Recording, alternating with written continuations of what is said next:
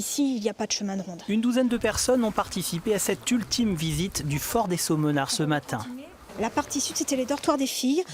Voilà, et le dortoir des garçons, c'était en partie nord.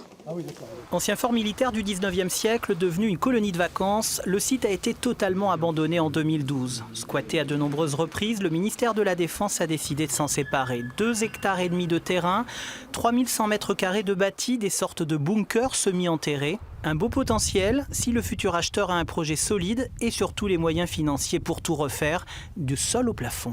Toutes les toitures du fort sont bien entendu en fibre de ciment. Voilà. Denis Marion, ingénieur conseil, travaille pour le compte d'acheteurs et l'une de ses idées de réhabilitation est plutôt inattendue. Le secteur primaire, c'est l'agriculture. Qu'est-ce qu'on peut faire en agriculture ici? Eh bien, c'est ce qu'on appelle l'agriculture hors sol. On peut faire du champignon, on peut faire des endives, on peut faire des jeunes pousses, que tous les restaurateurs... voilà.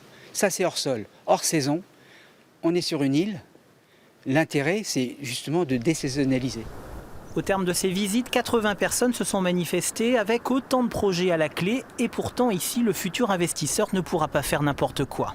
Il y a des contraintes réglementaires et urbanistiques, en particulier le PLU, puisqu'il est classé aujourd'hui en colonie de vacances.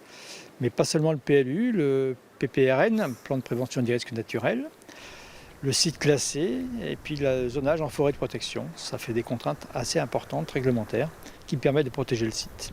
La vente du fort des Saumonards se fera au plus offrant, mais aucune information n'a filtré sur les offres qui ont pu être déposées par les acheteurs potentiels.